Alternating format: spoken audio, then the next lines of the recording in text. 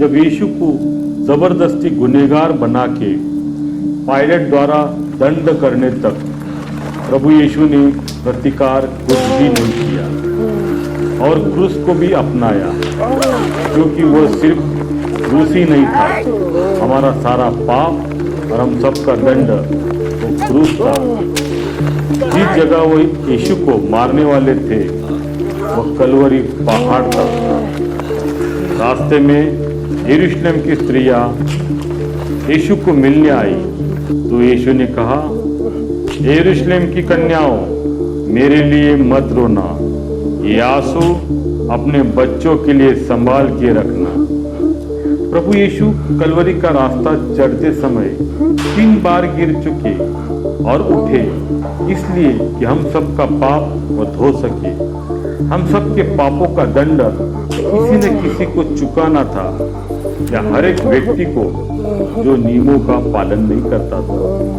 अनजाने में हम अपराध करते थे और मोह माया में पड़कर और भी अपराध हम इंसान करते थे, पर हमारे प्यारे यीशु मसीहा ने हमें माफ करके सारा पाप का बोझ अपने कंधों पे लिया, हमें मुक्ति दिलाने के लिए यह क्रूस को अपनाया था। जब माता मरियम उन्हें मिलने आई और यीशु बिल्कुल भी अपने उद्देश्य से पीछे नहीं हटे, माँ मरियम सिर्फ यीशु को देखती रही।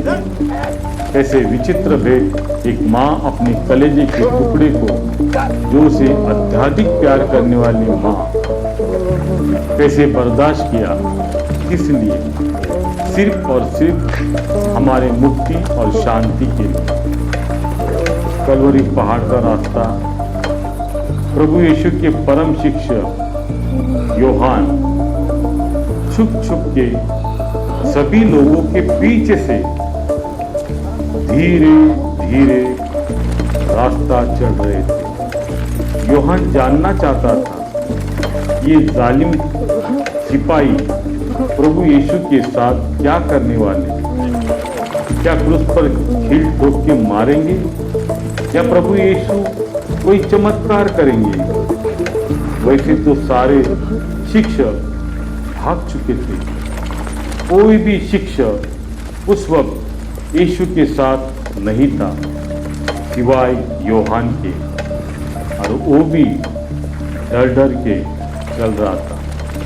साइमन पीटर कहते थे कि प्रभु कुछ भी हो जाए मैं आपका साथ नहीं छोड़ूंगा, जो प्याला आप पीने वाले हो मैं भी वो प्याला पीऊंगा, और वो भी भाग गया था। और ये मरना तो है, पर इस तरह सारे लोगों पर लगने वाला ये कलंक जो यीशु मसीहा को तकलीफ, पीड़ाए, दर्दनाक घाव दे रहे थे, और अब उन जालिमों ने यीशु को उठाकर क्रूस पर पटका और यीशु कराह उठे।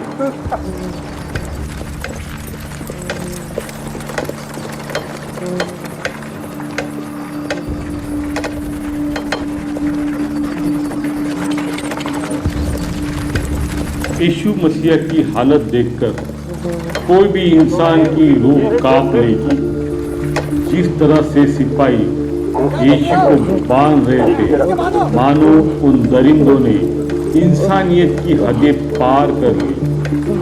पहले तो उन्होंने प्रभु यीशु के हाथ कस के क्रूस पर बांध दिए, कह रहे थे जोर लगा के पूरी ताकत से बांध दो। तब एक सिपाही ने एक तरफ से और दूसरे ने दूसरी ओर से जोर से खींचने लगे। फिर एक ने कील और हथौड़ा लिया और कील को हाथों पे रख के हथौड़ा एक जोरदार फटका उस कील पर मारा। कील प्रभु यीशु के हाथों में खोप दी। फिर हथौड़े के दूसरे फटके ने कील और अंदर चली गई, और फिर तीसरे फटके ने कील पूरी तरह से हाथ से उस पार चली गई। प्रभु पूरी तरह से थकने लगी और शतपति कहता है जल्दी से कील ठोको और कील ठोक दो।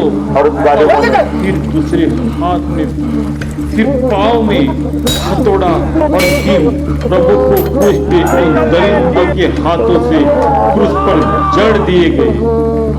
सबका हृदय थम सा गया और जालिम सिपाही को जरा भी दया नहीं आई और तो ठेके मार के हंसने लगी। अब प्रभु को जड़े हुए क्रूस के साथ उठाया और मरने के लिए छोड़ दिया।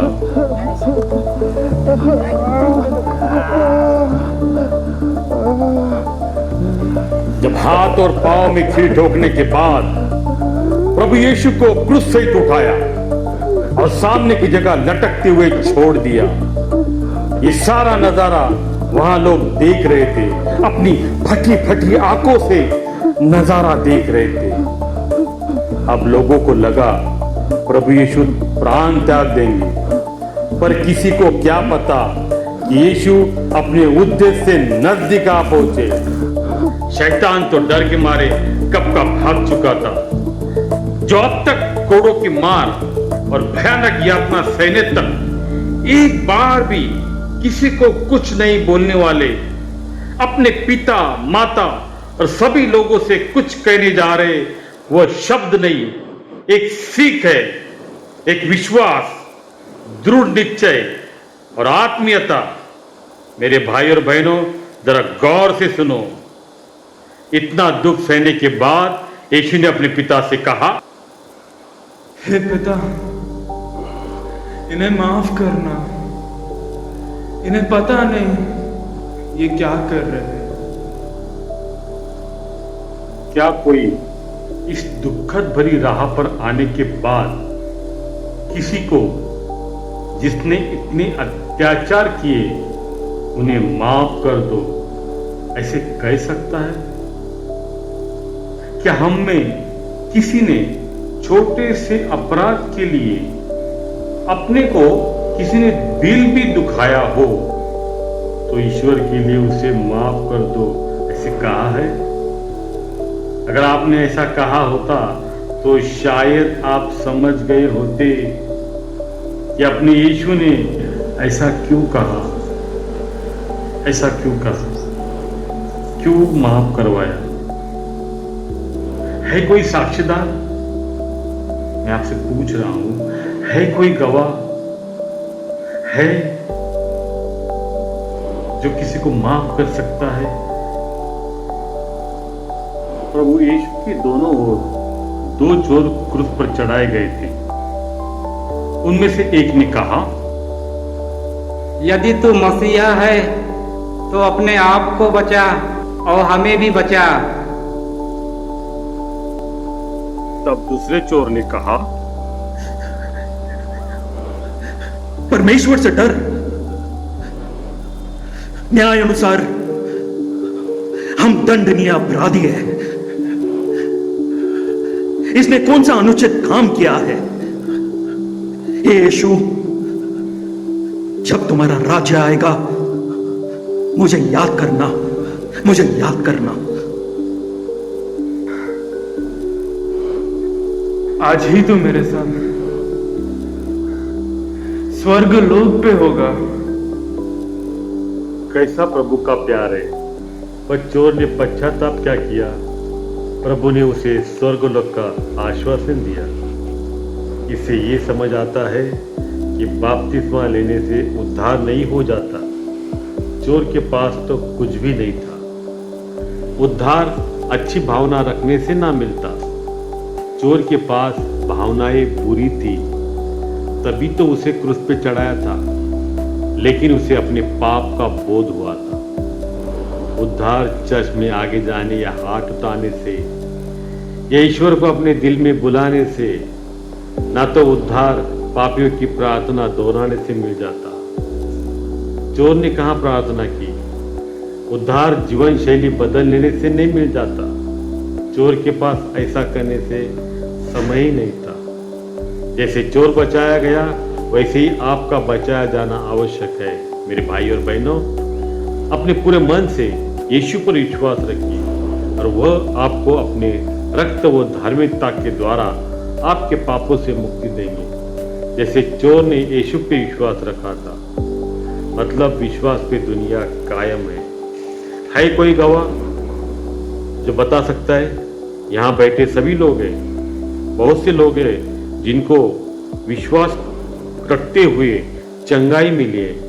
क्या कोई आगे आ सकती बता सकता है? है कोई गवाह?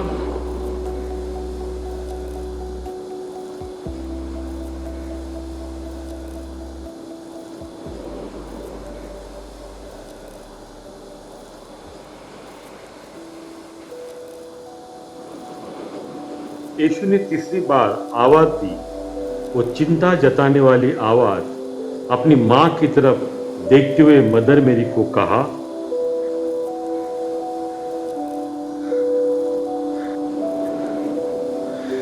ओ नारी,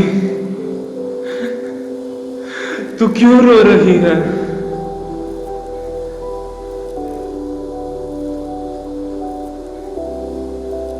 यीशु, मरियम, ये क्या होने जा रहा है?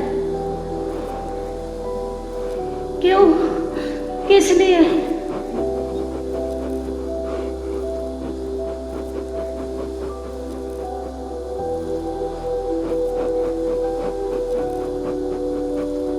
तुम मेरे शरीर का हिस्सा हो, तुम मेरे कलेजे का टुकड़ा हो मेरे लाल। मैं क्या करूं?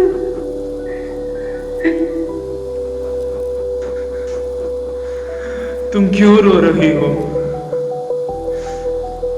यह है तुम्हारा पुत्र और यह है तुम्हारी मां। यह है तुम्हारा पुत्र।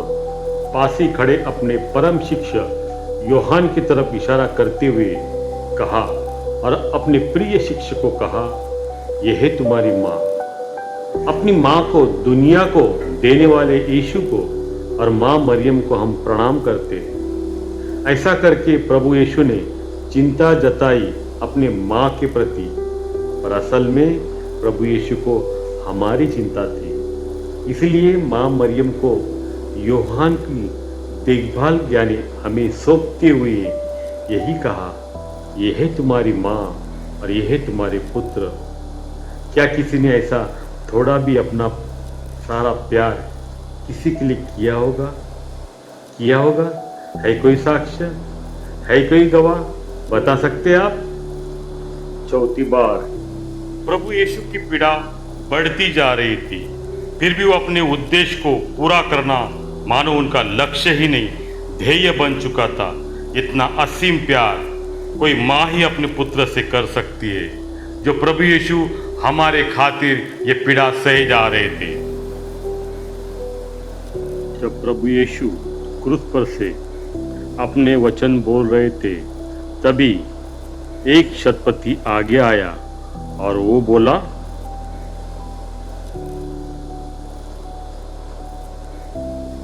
ये कहता था, इस मंदिर को तोड़ दो, 3 दिन में खड़ा करूंगा।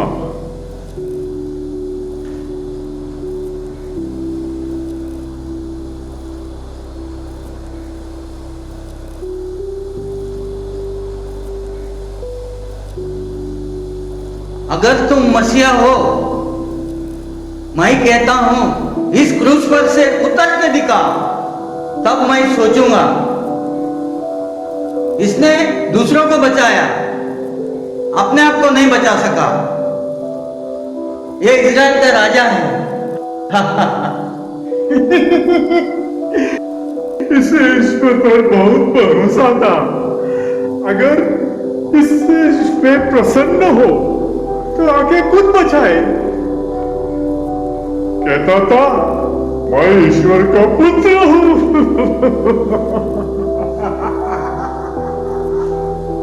यीशु ने आकाश की तरफ देखते हुए अपने पिता से कहा, पिता, तुमने मुझे क्यों छोड़ दिया? प्रभु यीशु ने दुनिया के पाप अपने ऊपर ले लिए तो वो भी पापी कहलाए। परमपिता ने उनसे अपना मुंह मोड़ लिया। उस वक्त परमपिता परमेश्वर की आंख से खून के आंसू टपके होंगे, या पिता का हृदय खून से टपका होगा। क्या कोई ये सोच सकता है, समझ सकता है पिता का क्या हाल होगा? जब एक पिता रोता है तो कोई भी पुत्र अपने पिता के आंसू देख नहीं पाता। और हम धरतीवासी कब समझेंगे प्रभु यीशु का प्यार था या पिता परमेश्वर का अपने प्रति लालसा? क्या कोई बता सकता है ऐसा प्यार का, अंधे का प्यार? कोई बता सकता है? जब 5वीं बार प्रभु यीशु ने यह जानकर कि अब सब कुछ हो चुका, जैसे कि पवित्र शास्त्र में बात पूरी हो, कहा, मैं प्यासा हूं। मैं प्यासा हूं। और वहां खड़े सैनिक को लगा कि यीशु पानी मांग रहे, तो उन लोगों ने सिरके में भिगोए हुए स्पंज को जुबे पर रखकर यीशु के मुंह से लगाया। ऐसा कष्टदायक पीड़ा स्मरण दिलाता है जो यीशु ने हमारे पापों का दंड के लिए सहा है ऐसा किसी ने सहा होगा किसी के लिए? है कोई साक्ष्य? कोई बता सकता है प्रभु का या अपने प्रति प्यार और अपने लिए दिया हुआ बलिदान? उसी इच्छा से हम यीशु मसीह का देह एक ही बार बलिदान चढ़ाए जाने के द्वारा पवित्र किए गए। यीशु ने सब कुछ चुका दिया, हम सबका दंड भर दिया। पाप की वजह से एक गहरा दाग था, उसे बर्फ जैसा सफेद बना दिया।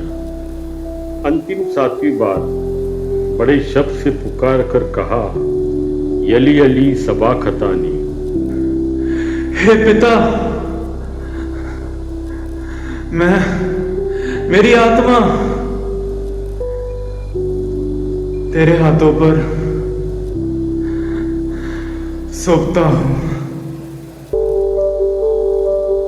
और यीशु ने अपने प्राण त्याग दिए। धरती कांप गई, धरती पर भूकंप आ गया, हवा तेज हो गई, तूफान आ गया, सब जगह हाहाकार मच गया, मुर्दे कब्र से जी उठे। यीशु ईश्वर के पुत्र थे, पर मानव जन्म की वजह से धरती के सारे नियम को देखते हुए इस तरह से नियमों का पालन किया कि ईश्वर यानी पिता परमेश्वर को स्वर्ग का द्वार खोलना ही पड़ा। उन्होंने हमारे पापों की वजह से स्वर्गलोक बंद किया था। प्राण त्यागने से पहले यीशु ने अपने अंतिम वचन में परमेश्वर पिता के प्रति अपनी निष्ठा, अपना आत्मसमर्पण प्रकट किया। यहाँ तक जो कठोर शतपति जिसने उनके हाथों में खीर ठोकी थी, वह उनके 7 वचन सुन रहा था। उसने न जाने कितनों को क्रूस पे चढ़ाया गया होगा, परंतु मरने से पहले किसी को लहूलुहान होने के बाद, भयानक यातना होने के बावजूद ऐसे अद्भुत वचन कहकर मरते हुए नहीं देखा। और वो बोल पड़ा, सचमुच ये मनुष्य ईश्वर का पुत्र था। यीशु ने अपने शिष्यों से भी कह के रखा था, मैं तुमसे सच कहता हूं कि मेरा जाना तुम्हारे लिए अच्छा है, क्योंकि यदि मैं न जाऊं तो वह सहायक तुम्हारे पास नहीं आएगा, परंतु यदि मैं जाऊंगा तो उसे तुम्हारे पास भेज दूंगा। आप में से कुछ लोग सोचेंगे, परमेश्वर पे अब विश्वास रखकर और अपने आप को मजबूत करेंगे, पर वे गलत सोचते। परमेश्वर पर विश्वास रखने से किसी का उद्धार नहीं होगा। यीशु ने कहा है, बिना मेरे द्वारा कोई पिता के पास नहीं पहुंच सकता। अगर आप यीशु पर विश्वास नहीं रखते हैं तो आप भटके हुए ही हैं। भले आप कितने भी अच्छे क्यों ना हो, आप भटके हुए ही कहलाएंगे। बिना मेरे द्वारा कोई पिता के पास नहीं पहुंच सकता। एकमात्र यीशु ही अपने रक्त से आपके पापों को शुद्ध कर सकते हैं, आपके पापों को शुद्ध कर सकते हैं। आमीन।